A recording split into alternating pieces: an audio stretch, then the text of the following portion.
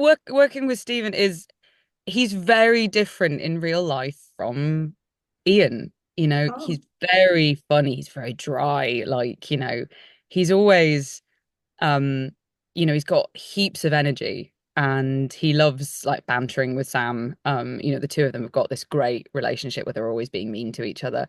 Um, but and kind of he's Ian in the show is so, you know, he's so warm and fuzzy, and I just, I would love to be married to him in real life. What a great man, what a great father. I'm not saying it's gonna sound like that. Stephen's none of those things.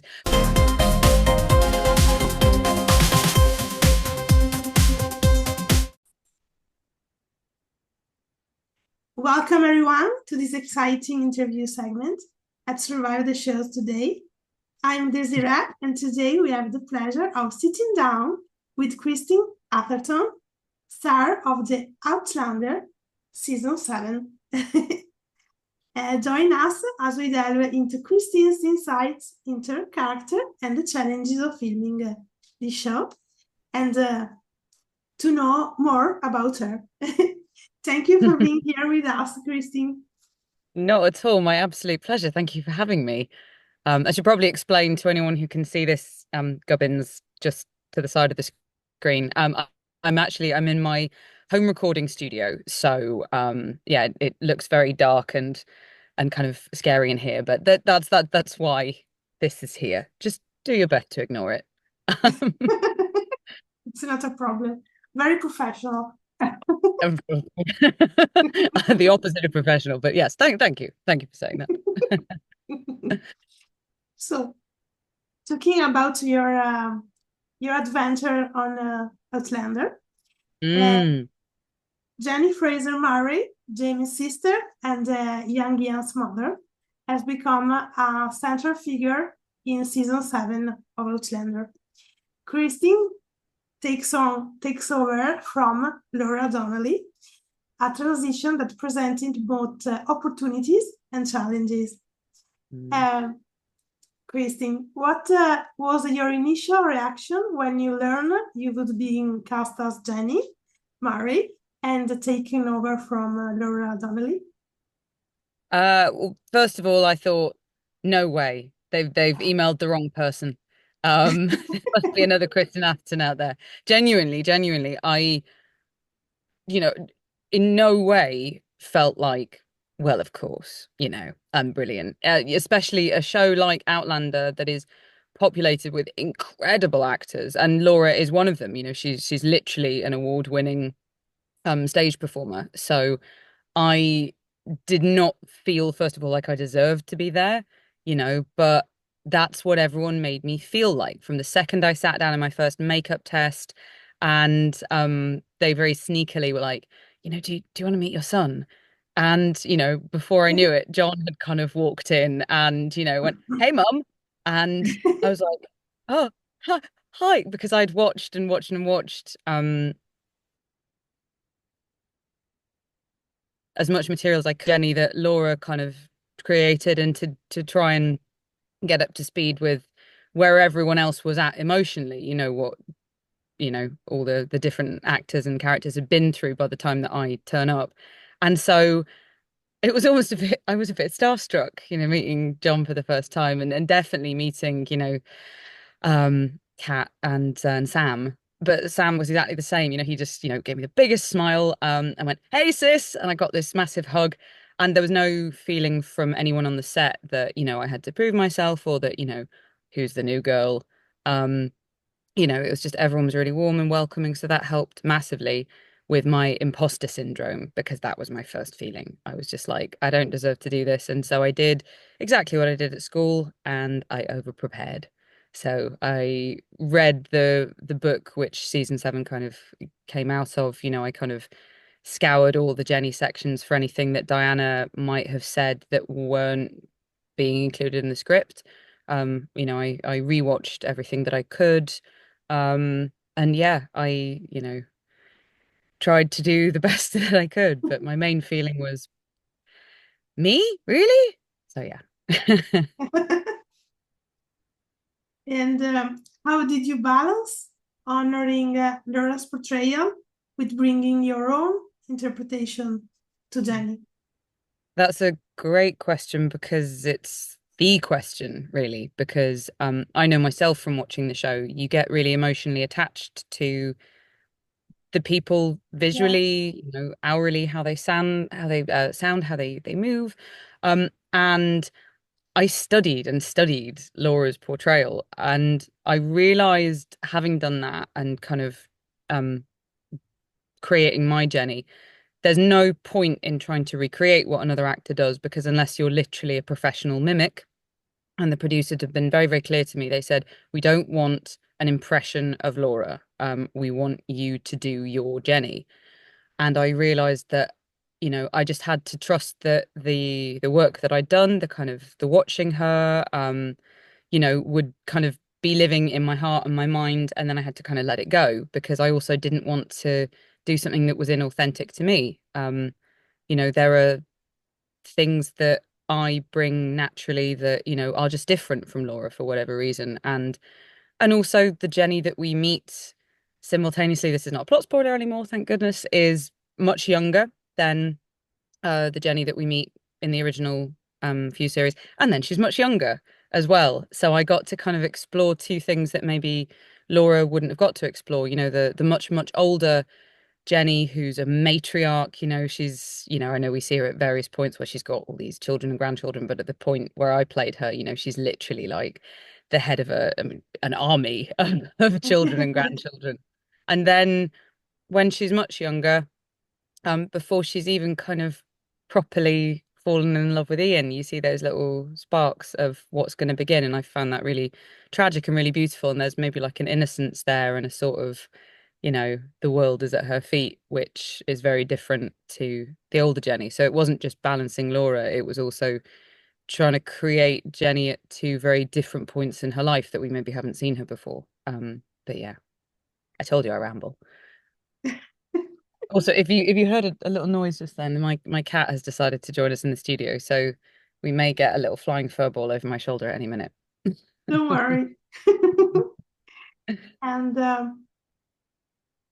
fans noted your voice and mannerism echoed Jenny's established traits. How did you develop those specific choices?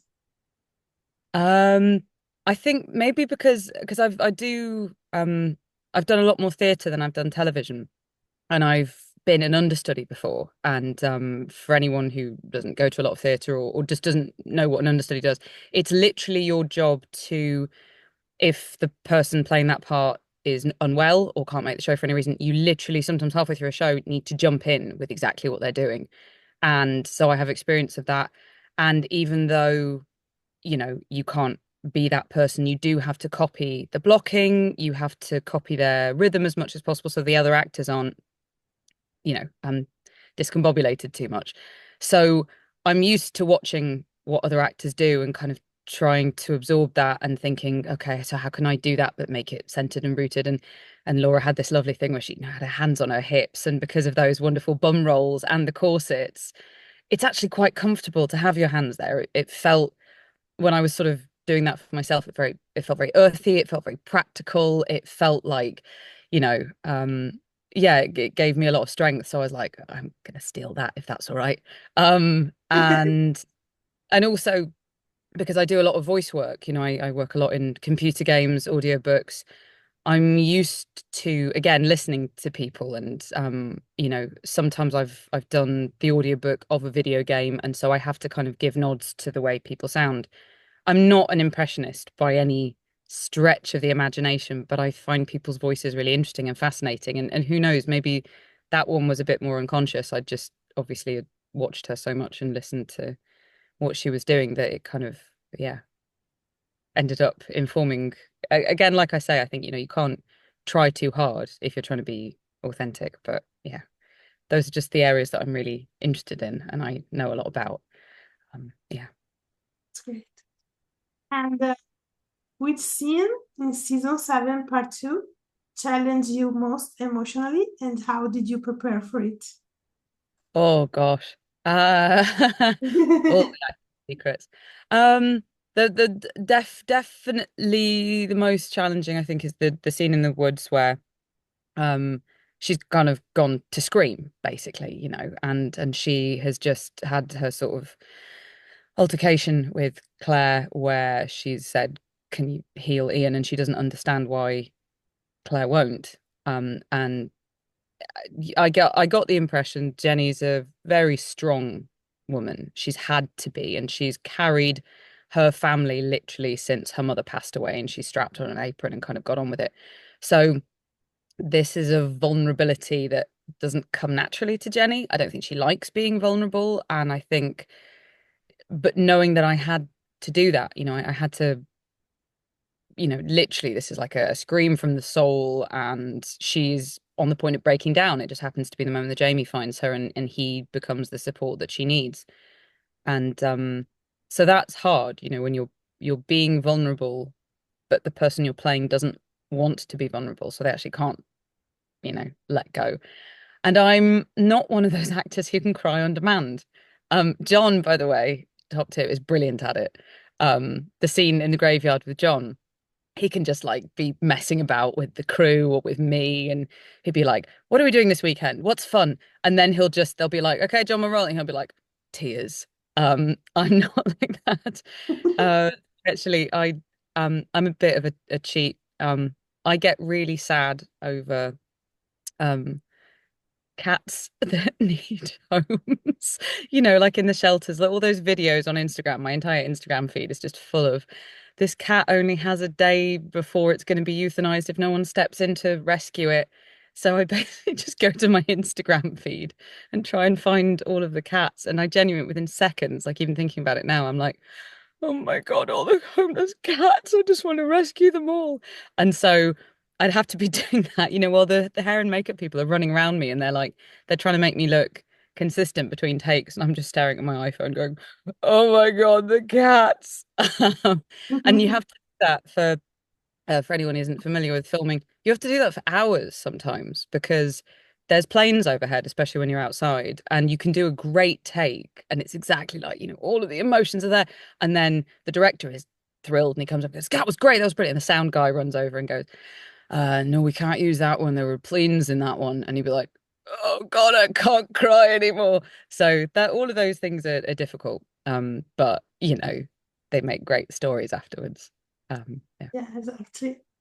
Mm. And talking about the costume and Mm. the hair makeup, the Yeah. wig and the wardrobe drew Yeah. strong reaction online. What was the collaboration like with hair and costume departments to capture Jenny's evolution? I mean, it's very like there's in terms of collaboration, I get no say. I just, I give myself up to the artists who know better than me.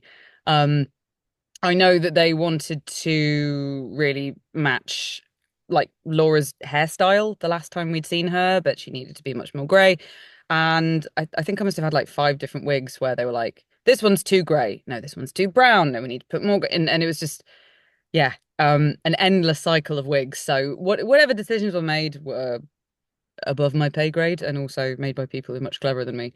Um, but the costumes, oh gosh, I could like. I'm so grateful to the wonderful, it is mostly women who work in the costume department.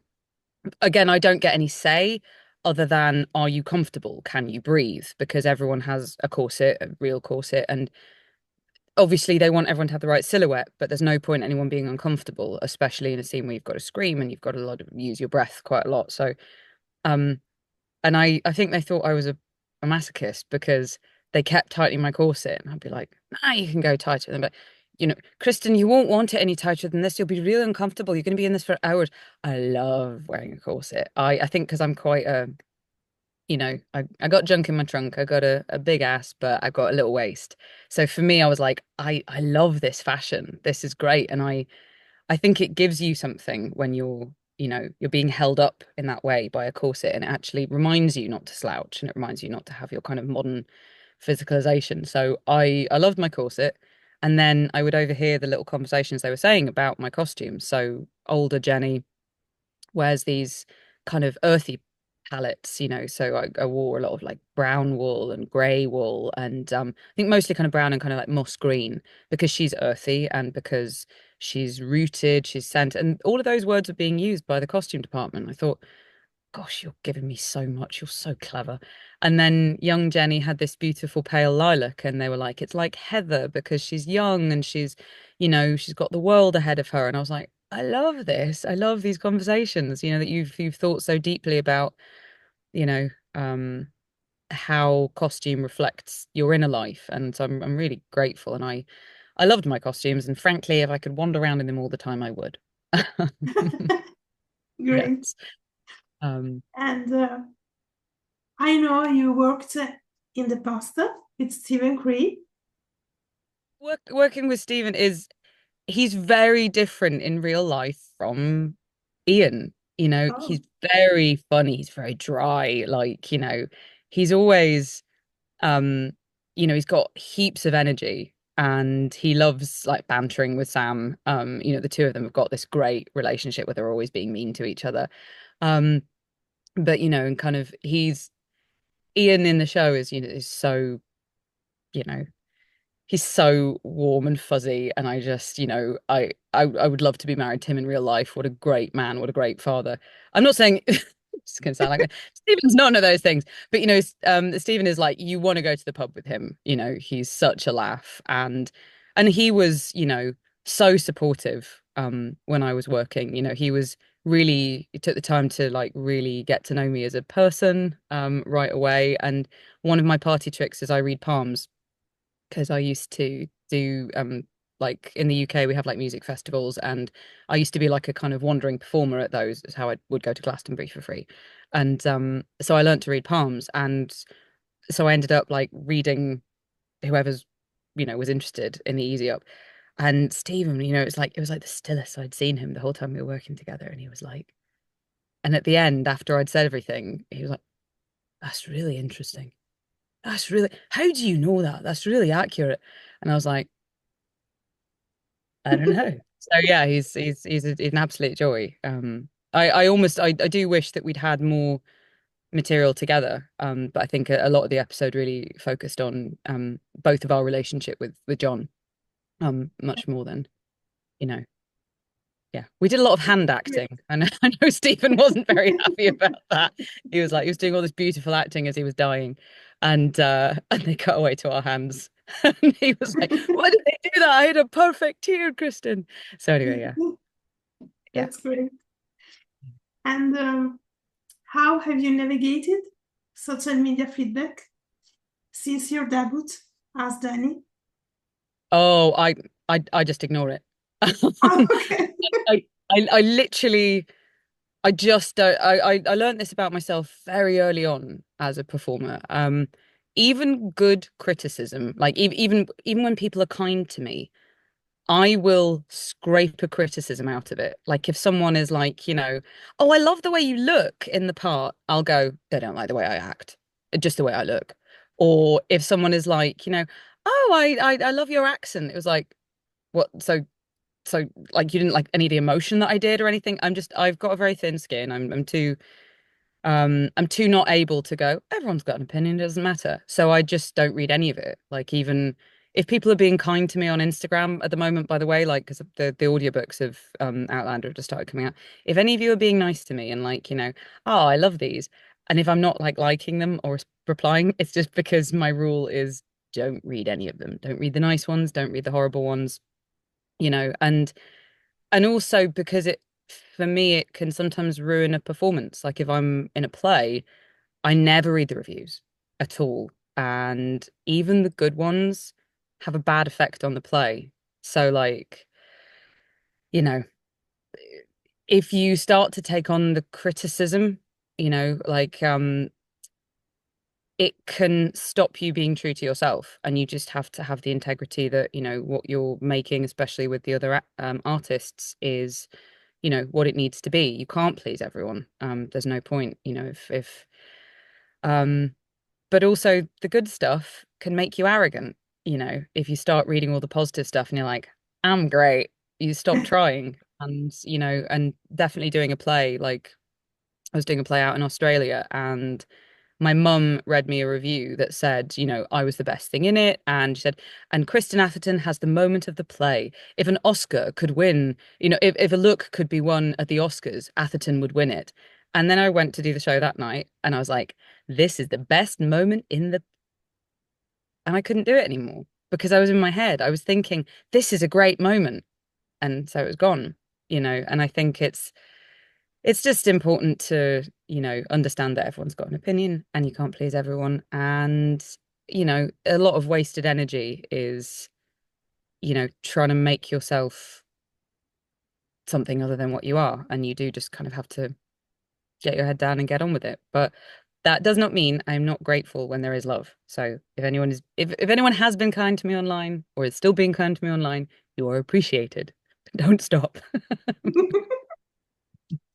Amazing.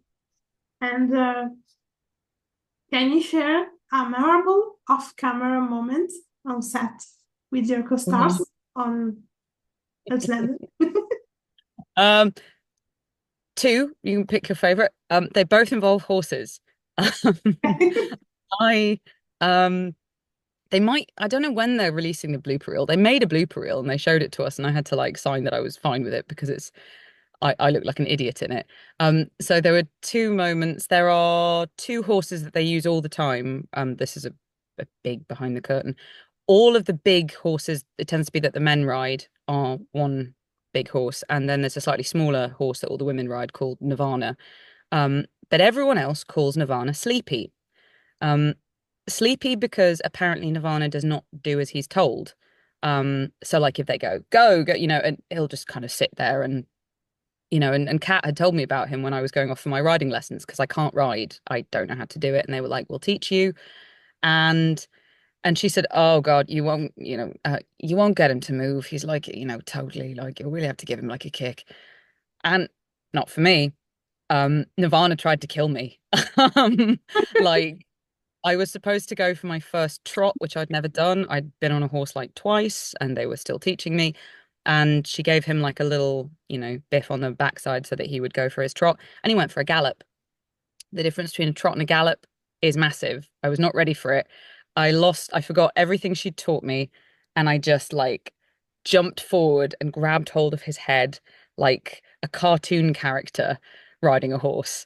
And they stopped him and they're like, we're going to get you a stunt double. So I didn't have to gallop into shot. That was fine. And they said, all you have to do is ride him into shot and then we'll stop. It's like, great, I can do that. Me and Nirvana, they'll be fine. Uh, he then, when we were on set, all I had to do was ride into shot and go, good day, Mr. Murray, and then stop the horse, get off the horse. Every time, like on the blooper reel, I think it happens 5 times. I ride into shot and go, good day, Mr. Murray.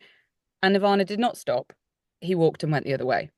And so I'd be like riding away while the other actor was yelling at me, like, my son's no here if that's who you're looking for. And this just happened on repeat. And I could see the director going, like, why can't she stop the horse? And all the other actors laughing because they were like, it's Sleepy. Why can't she make him stop? And just, yeah. So the horse was not my fan. And a couple of days later, we were filming the big scene where Jamie comes back to, and well, everyone comes back to Lally for the first time, and I come out the front door, and I'm like, "Oh my God, it's my son!" And I ran down, full of tears, and I turned round to Sam, and I was hitting him on the shoulder, and the big black horse lifted his tail up and took the biggest, wettest poo I've ever seen in my life, and it splattered all up the back of Sam, all up the back of Kat, and it was Kat's birthday. So, but it was, and we had to stop filming for about 30 minutes while they cleaned it all up. But I was just like, never work with children or animals, these horses. Anyway, isn't this Amazing. uh, Yeah. So, as both actor and audiobook narrator, hmm. how does your understanding of Jenny difference between Diana Gabaldon's novels and the TV script? It's there's some lovely stuff in the books, which I know because of just time. don't get included in the show. I mean, like the first book in particular has got this beautiful scene where she kind of it's almost described like Jenny is weaving a spell, and because there's all this stuff about, Galis Duncan being burned as a witch, and there's a lot of witchcraft that goes through the first book. And there's this great line that Claire has in the narration where she's sort of talking about if there was a witch in real life, I think it's Jenny. That I think in the book, Jenny's got a kind of like wise woman vibe, and a lot Mhm. of her, her kind of earthiness, I think, is just is fantastic. I love that in the books, that she feels maybe like she's older and wiser than Jamie. Whereas I think, there's less of that in the TV show because the emphasis is on their relationship and how it's very bickery and that kind of the dramatic tension of having them, at loggerheads. So I think that's not quite as prominent. And so it's lovely to do in the books, to play a Jenny who's maybe like got one over on Jamie a little bit more and yeah, got more of a twinkle in her eye, maybe, but that's you can't ever include a book's that massive. You're always going to have to lose something, and and I totally get it. And actually, when we were filming, there were scenes that had to be cut. I had a scene with Jamie where we talk about Leary much more, and I explain my reasons for doing it. For trying to marry him off to Leary, and it's a lovely scene, and it was really moving to read. But I get it; it's not very dramatic, and it's not. If we're going to lose something, I guess we should lose that. But I was a little bit sad because it was like a real moment of yeah, Jenny and Jamie being good brother sister rather than you know, oh, you stole my toy when I was a kid kind of thing. But yeah. Yeah, I understand. So, talking about your career in general, Mm. mhm, what do you to begin your career on stage, including roles with the Royal Shakespeare Company? Yeah. So in the UK, it's quite it's not that everyone does it this way, but it's quite a formalized system, especially someone like me who doesn't have any connections to the theatre world. I'm from a, not particularly well off background. And so I was told growing up that I would have to go to drama school if I wanted to be an actress. And there are fantastic drama schools in the UK, and they teach you everything you need to know about stage, about screen acting, about voiceover acting. And it's just, some of them have different focuses. The school that I went to, LAMDA, the London Academy of Dramatic Arts, have a real focus on stage combat, on Shakespeare, on classical theatre. They maybe weren't quite so hot on the TV stuff. So I felt very well prepared to go out to companies like the Royal Shakespeare Company. And, I knew you know, I knew my way around a Shakespeare text. I knew how to kind of excavate it and feel really comfortable in it. But quite honestly, walking onto a set, I still to this day, I'm just like, I don't know what I'm doing. Um, and then you train for 3 years. It's a lot like university in the UK. You're given funding just like if you went to university, and then when you graduate, you have a couple of shows in the final year, and you invite agents, casting directors to come see them, and hope that one of them picks you up and decides to launch your career. That did not happen for me. Nobody wanted to represent me. No one wanted to cast me in anything, and I thought, well, that was money well spent. And then I was really lucky. One of my teachers at drama school, who was a great fan of mine, apparently when they were casting for a play about the Bronte sisters, my name came up. I auditioned for it, and they asked him, "You seem to have worked with all three of the actresses that were thinking about casting. Who would you cast?" And apparently he said me. So I owe my whole career to that wonderful teacher, because my agent came from that show and a lot of other wonderful shows. I've played Charlotte Bronte, I've played Mary Shelley, with the same theatre company. So I'm a great believer in just because something doesn't happen right away and it's not the fairy tale way that you want it to happen, doesn't mean it won't, and that there's a lot to be said for luck. And sometimes you're just unlucky, but always work hard and always be, as don't assume that anything is just going to happen to you for you because you're really talented or really beautiful or any of those silly things. Be hardworking and be a nice human to everyone that you meet because, um, it's not an easy industry at all. And yeah, but I'm lucky as well. That's the major thing. Very lucky. It's a lesson for never give up. Yeah, 100%. Yeah. And it's a marathon, not a sprint. I'm lucky. I've been working professionally for 16 years and it didn't look like I would. I was one of the people in my year who had no prospects and plenty of people who signed with big shiny. Oh, there she is, I said. Hi, cutie. Freya. She's my little, well, she's not little at all because you can see she's basically as big as I am. Um, yeah, yeah. A lot of people who had big agents coming out of drama school and even great jobs, and not all of them are working now. It's just stick with it and be yourself and don't envy anyone because we're all on different journeys, you know. Yeah. You've got a lot to say, haven't you, Mrs.? He's cute. She's cute. So, the Yeah. last question. Mhm. Uh, what can you share about your next projects? Well, I mean, this is the next projects, of course, are as I'm signed up to do these Outlander audiobooks, and they're not short. So, with all due respect to my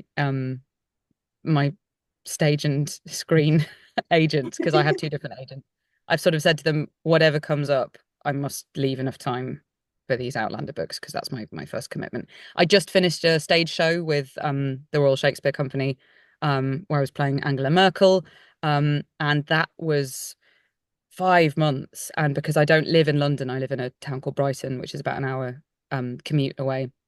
So I went in every single day. I was recording Outlander during the day until about 3, and then I would jump on a train to get to the West End to do Kyoto in the evening, and then we wouldn't finish until about 10:30. I'd get on a train, I'd come back, probably get into bed about 1:30, get up and do Outlander. So I I've booked a holiday and I'm just going to focus on Outlander for a little bit. And I'm very lucky that all the professional people, my agents, support me, and they're like, yeah, yeah, you can take a little break. But we'll never say never, and always auditioning for things. But it's quite nice to be in my little padded cell with my cats, Yeah. recording in my pajamas, and also because I work with my husband. He directs me doing these books, so you know, Oh, he, yeah, he's a audio producer in audiobooks. You tend to not have a director in the same way you would on a theatre show or with a big artistic vision, but someone who reminds you what all the characters sounded like, a second pair of ears, sort of saying, you're sounding a bit tired now, let's take a little break, or, oh, that moment was so lovely, it wasn't quite clear though, so can we just um so it's a good thing that I think we have a good marriage because it's very intense working that way with someone, but it's also very nice because we haven't seen so much of each other with this theatre show that I've just done. So yeah, very lucky. Very, yeah, very lucky. that's great.